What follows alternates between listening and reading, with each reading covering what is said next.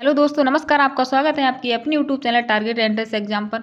दोस्तों, जैसा कि आपको पता है, हम आपको यहाँ पर डेली शाम को 7 बजे होम साइंस टीजीटी पीजीटी के लिए प्रैक्टिस सेट लेकर आ रहे हैं। तो हमने कल पहला प्रैक्टिस सेट हमारा हो गया था, जिसमें हमने 30 क्वेश्चन को कवर किया था। तो चलिए उससे अगले क्वेश्चन आज हम प्रैक्टिस सेट 2 में देखते हैं। चलिए आज का पहला क्वेश्चन हमारा है, गर्भवती महिला को सूचित किया गया कि उसका निषेचित भ्रूण गर्भाशय के अतिरिक्त दूसरी जगह पर विकसित हो रहा है। इस स्थिति को कहा जाता है। ऑप्शन ए RH असंगति, ऑप्शन बी इन विट्रो निषेचन, option C surrogacy, option D अस्थानिक गर्भावस्था। क्वेश्चन नंबर 31 का हमारा ऑप्शन डी सही हो जाएगा, अस्थानिक गर्भावस्था। चलिए अगला क्वेश्चन है, स्वस्थ संतान को जन्म देने के लिए उपयुक्त आयु कौन सी है? ऑप्शन ए 15 से 20 वर्ष, ऑप्शन बी 18 से 28 वर्ष, ऑप्शन सी 25 से 30 वर्ष या फिर ऑप्शन डी 30 से 40 वर्ष। क्वेश्चन नंबर 32 का हमारा ऑप्शन यहाँ पर सी सही हो जाएगा, 25 से 30 वर्ष। 25 से 30 वर्ष ये ऐसा इसलिए माना गया है क्योंकि इस आयु में उनके प्रजनन अंगों के कार्य करने की स्थिति चरमोत्कर्ष पर होती है। इसीलिए स्वस्थ संतान को जन्म देने के लिए उपयुक्त आयु 25 से 30 वर्ष है। चलिए अगला क्वेश्चन है, क्वेश्चन नंबर 33 है हमारा, जो अभिकथन और कारण वाला है। तो इसमें जो अभिकथन है वो है, सामान्यतया पोस्ट परिपक्व बच्चे लंबे व पतले होते हैं क्योंकि गर्भावस्था के अंत में उनमें अपर्याप्त रक्त आपूर्ति होती है। कारण है इसका, लंबी अवधि के बाद प्लेसेंटा ऑक्सीजन आपूर्ति के लिए कम दक्ष या कुशल होता है। ऑप्शन ए है यहाँ पे, ए तथा आर दोनों सही हैं। ऑप्शन बी ए सही है परंतु आर गलत स्पष्टीकरण है। ऑप्शन सी है ए गलत है व आर सही स्पष्टीकरण है। ऑप्शन डी ए व आर दोनों गलत हैं।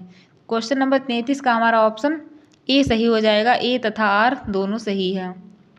चलिए अगला क्वेश्चन है, क्वेश्चन नंबर 34 है, निम्न में से संज्ञानात्मक विकास की कौन सी अवस्था का वर्णन ब्रूनर द्वारा नहीं किया गया है?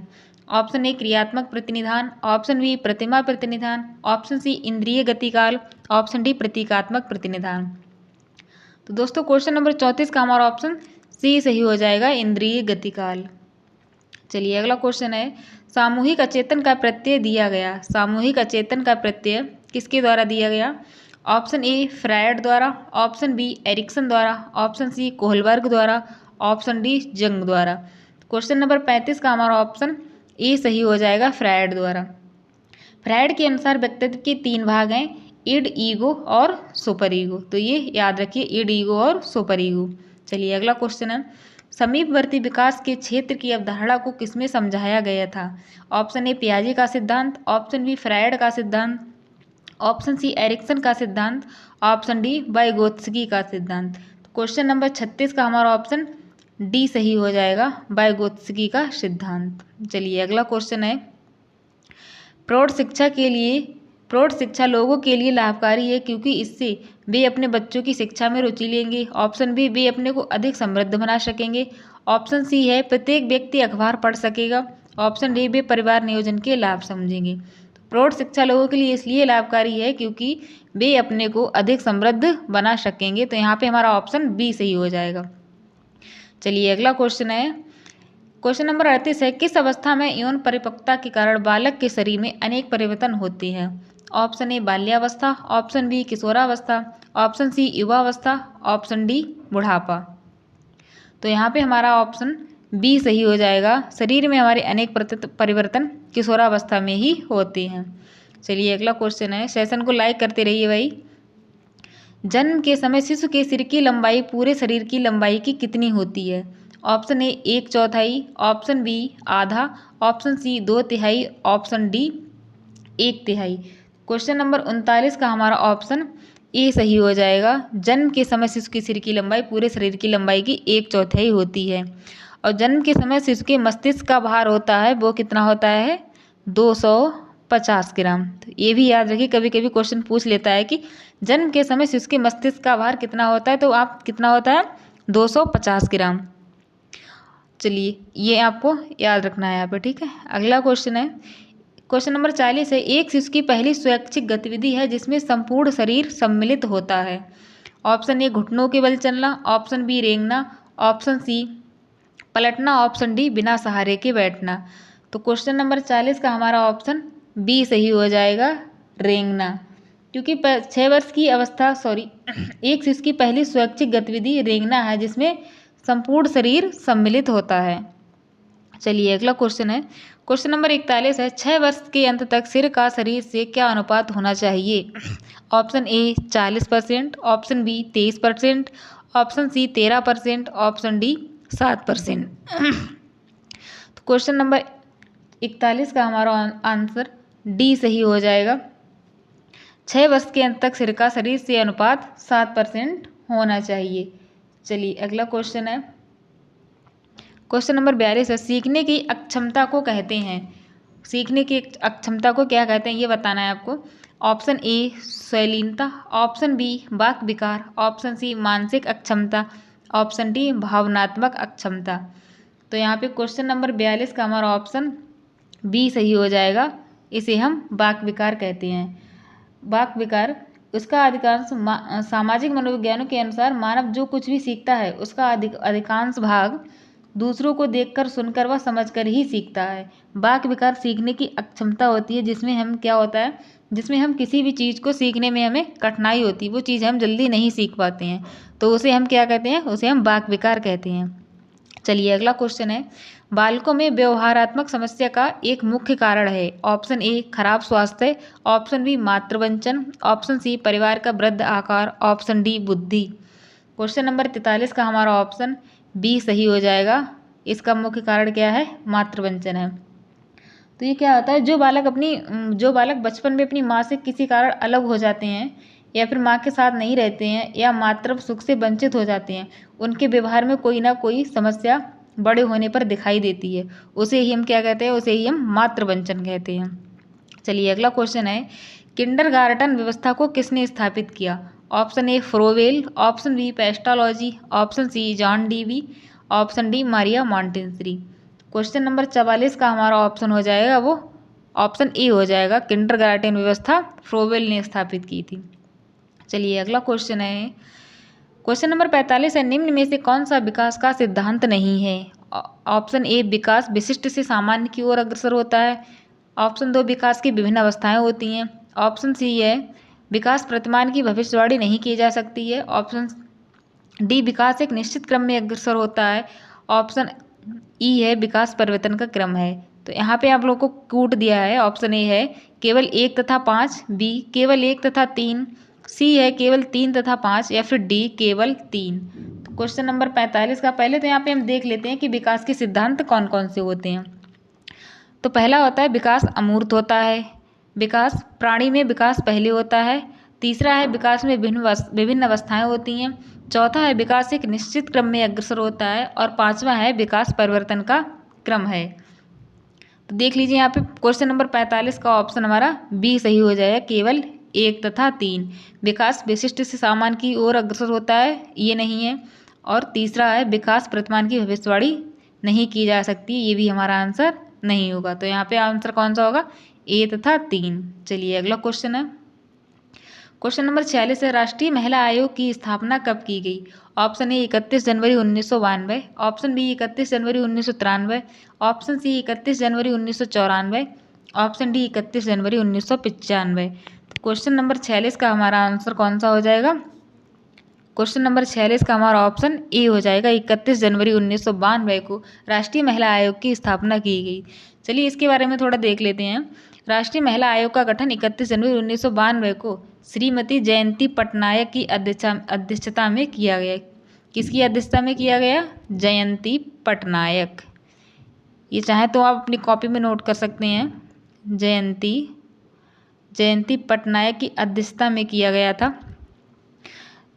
ये राष्ट्रीय महिला आयोग के अध्यक्ष का मनोनयन केंद्र सरकार द्वारा किया जाता है। किसके द्वारा किया जाता है?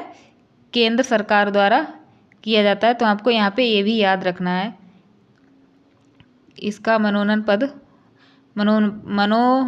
केंद्र सरकार द्वारा किया जाता है। ये छोटे छोटे क्वेश्चन पूछ लेता है, इसीलिए हमें इन्हें नोट करते रहना चाहिए। चलिए अगला क्वेश्चन है, क्वेश्चन नंबर 47 है राष्ट्रीय घेंघा नियंत्रण कार्यक्रम किस वर्ष में शुरू किया गया? Option A 1976, option B 1962, option C 1982, option D 2010। चलिए क्वेश्चन नंबर 47 का हमारा ऑप्शन जो है ए सही हो जाएगा। राष्ट्रीय घेंघा कार्यक्रम 1976 को शुरू किया गया था। चलिए देख लेते हैं। राष्ट्रीय घेंगा रोग किस कमी से होता है? तो आहार में आयोडीन की निरंतर कमी से घेंगा रोग होता है, जिसे हम गलकंड भी कहते हैं। कभी कभी पूछ लेता है घेंगा का दूसरा नाम क्या है, तो उसे हम क्या कहते हैं? गलगंड। उसे हम गलगंड भी कहते हैं। भारतवर्ष में अब तक 150 से 200 लोगों में आयोडीन की कमी के लक्षण देखे गए हैं। इसके उद्देश्य क्या होते हैं? घेंगा नियंत्रण जो कार्यक्रम है उसके उद्देश्य क्या हैं? पहला उद्देश्य सर्वेक्षण करके आयोडीन की कमी वाले क्षेत्रों का पता लगाना। दूसरा है हर 5 वर्ष के बाद उन्हीं क्षेत्रों का फिर से सर्वेक्षण करना तथा रोगियों की संख्या का पता लगाना। तो यहाँ पे ये आपको याद रखना है इतना। चलिए क्वेश्चन नंबर 48 है हमारा। राष्ट्रीय पोषण संस्थान कहाँ स्थित है? राष्ट्रीय पोषण संस्थान कहाँ स्थित है? ऑप्शन ए चेन्नई में, ऑप्शन बी नई दिल्ली में, ऑप्शन सी हैदराबाद में, ऑप्शन डी कलकत्ता में। तो क्वेश्चन नंबर 48 का हमारा ऑप्शन सी सही हो जाएगा। राष्ट्रीय पोषण संस्थान हैदराबाद में स्थित है। भारत ने इस संस्थान की स्थापना कुन्नूर रिसर्च लेबोरेटरी के नाम से कुन्नूर में हुई थी। किससे हुई थी? Coonoor research laboratory. Coonoor research laboratory. चलिए तो ये आपको यहाँ पे याद रखना है। अगर पूछा जाए क्वेश्चन में कि राष्ट्रीय पोषण संस्थान भारत में इस संस्थान की स्थापना किस नाम से हुई थी, तो वहाँ पे बताना है आपको कुन्नूर रिसर्च लेबोरेटरी के नाम से हुई थी। लेकिन 1959 में इसे राष्ट्रीय पोषक संस्थान NIN नाम दिया गया और हैदराबाद में स्थानांतरण किया गया। चलिए अगला क्वेश्चन है। क्वेश्चन नंबर 49 है। ग्रामीण विकास के लिए श्री निकेतन योजना का आरंभ किया था। ऑप्शन ए महात्मा गांधी ने, ऑप्शन बी रविंद्रनाथ टैगोर ने, ऑप्शन सी विनोबा भावे ने, ऑप्शन डी स्वामी विवेकानंद ने। क्वेश्चन नंबर 49 का हमारा ऑप्शन बी सही हो जाएगा। रविंद्रनाथ टैगोर ने इस योजना का आरंभ किया था। 1921 में श्री निकेतन में एक संस्था की स्थापना की जिसमें 8 ग्राम सम्मिलित थे। अगर पूछा जाए श्री निकेतन योजना का आरंभ कब किया गया था, तो क्या बताना है? 1921 में किया गया था। और इसमें कितने ग्राम सम्मिलित थे? तो इसमें 8 ग्राम, मतलब 8 गांव सम्मिलित थे, जिसका मुख्य उद्देश्य था ग्रामीणों की समस्याओं का अध्ययन व निराकरण, ग्रामीण कल्याण के प्रति जनता में रुचि उत्पन्न करना, उनके स्वास्थ्य में सुधार लाना एवं साधनों में विकास लाना। तो यहाँ पे ये आपको याद रखना 1921 और 8 ग्राम सम्मिलित थे। चलिए अगला क्वेश्चन है। क्वेश्चन नंबर 50 है। भारत में लिंग आधारित हिंसा के निम्नलिखित रूप माने जाते हैं। ऑप्शन ए घरेलू हिंसा, ऑप्शन बी सांप्रदायिक घटनाओं के कारण हिंसा, ऑप्शन सी विस्थापन के कारण हिंसा, ऑप्शन डी यौन हिंसा। तो यहाँ पे आपको विकल्प दिए गए हैं। ए है ए और बी, दूसरा ए और डी, तीसरा बी और डी, चौथा है सी और डी। क्वेश्चन नंबर 50 का हमारा ऑप्शन बी सही हो जाएगा, ए और डी, यानी कि घरेलू हिंसा और यौन हिंसा। चलिए अगला क्वेश्चन है। वो संज्ञा जो विकास कार्य में कल्याण संज्ञा को तेजी से स्थानांतरित कर रही है। ऑप्शन ए योग्य बनाना, ऑप्शन बी ऊंचा उठाना, ऑप्शन सी सशक्तिकरण, ऑप्शन डी विकास। क्वेश्चन नंबर 51 का हमारा आंसर सी सही हो जाएगा, सशक्तिकरण। चलिए अगला क्वेश्चन है। क्वेश्चन नंबर 52 है। PF एक अनिवार्य सरकारी प्रबंधन वाली सेवानिवृत्ति बचत योजना है जो भारत में उपयोग की जाती है। PF का अर्थ इनमें से क्या है? यानी कि PF की फुल फॉर्म बतानी है आपको। Option A provincial foundation, option B provisional fund, option C productional fund, option D provident fund. Question number 52 का ऑप्शन डी सही हो जाएगा, प्रोविडेंट फंड। ये क्या होता है? प्रोविडेंट फंड एक अनिवार्य सरकारी प्रबंधन वाली सेवानिवृत्ति बचत योजना है जो भारत में उपयोग की जाती है। PF का अर्थ है प्रोविडेंट फंड या फिर पेंशन फंड। इसे पेंशन फंड के नाम से भी जानते हैं। इसका अन्य काम कर्मचारियों को उनके दफ्तर से बाहर निकलने के समय एक मुश्त भुगतान प्रदान करना है। ये पेंशन फंड से अलग है जिसमें एक मुश्त और मासिक वेतन पेंशन का भुगतान दोनों शामिल हैं। तो प्रोविडेंट फंड का दूसरा नाम पूछ लेता तो उसे क्या कहते हैं? उसे पेंशन फंड भी कहते हैं, पेंशन फंड। ये आपको याद रखना है। चलिए अगला क्वेश्चन है, क्वेश्चन नंबर 53 है। एक प्रक्रिया जिसमें दो या दो से अधिक लोग अपने विचारों का आदान प्रदान करते हैं वह जाना जाता है। ऑप्शन ए प्रसार योजना, ऑप्शन बी कार्यक्रम विस्तार, ऑप्शन सी प्रसार प्रक्रिया, ऑप्शन डी संप्रेषण। क्वेश्चन नंबर 53 का हमारा ऑप्शन डी सही हो जाएगा, उसे हम संप्रेषण कहते हैं। संप्रेषण दो या दो से अधिक व्यक्तियों के लोगों के बीच होता है। इस प्रकार ज्ञान की बातों, भावनाओं, विचारों तथा सूचनाओं के आपस में आदान प्रदान की क्रिया को संचार या संप्रेषण कहते हैं। चलिए अगला क्वेश्चन है, क्वेश्चन नंबर 54 है। स्क्रीन पर अपारदर्शी वस्तु को किसके इस्तेमाल से दिखाया जा सकता है। Option A movie projector, option B overhead projector, option C epidiascope या फिर ऑप्शन डी स्लाइड प्रोजेक्टर।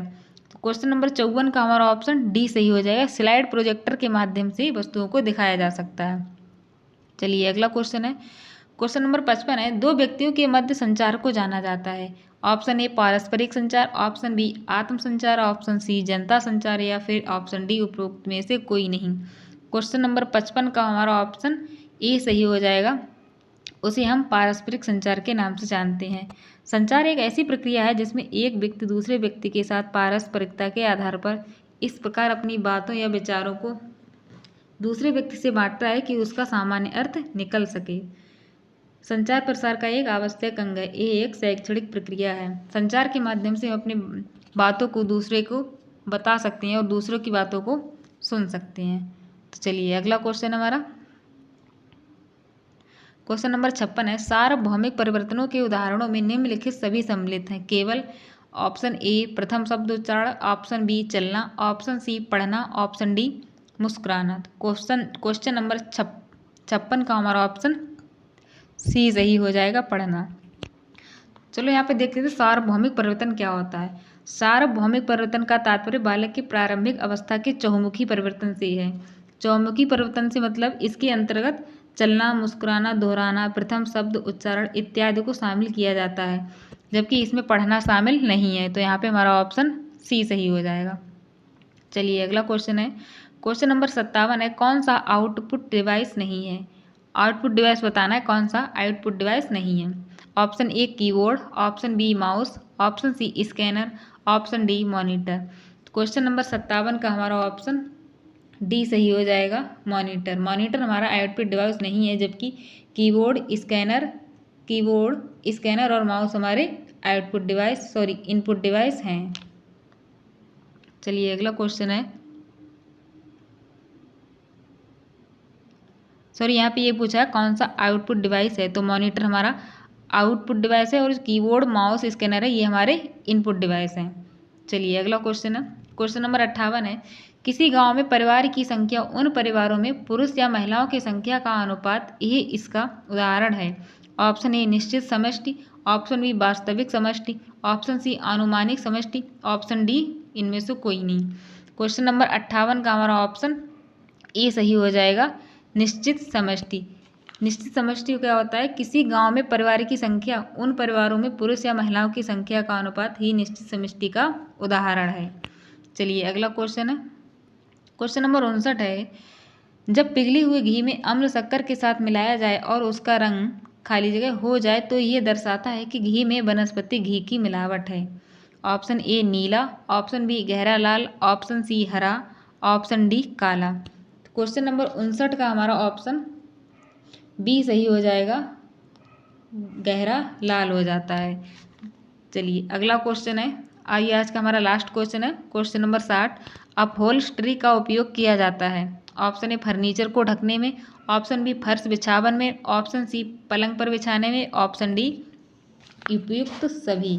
तो यहाँ पे हमारा क्वेश्चन नंबर 60 का हमारा ऑप्शन ए हो जाएगा, अपहोल्स्ट्री का उपयोग फर्नीचर को ढकने में किया जाता है। इससे क्या होता है कि फर्नीचर की ज़िंदगी तो बढ़ी जाती है, साथ ही कक्ष की सुंदरता में भी वृद्धि हो जाती है। इस प्रकार अपहोल्स्ट्री का उपयोग मुख्यतः निम्न उद्देश्य की पूर्ति के लिए किया जाता है। चलिए देख लेते किस किस उद्देश्य की पूर्ति के लिए किया जाता है।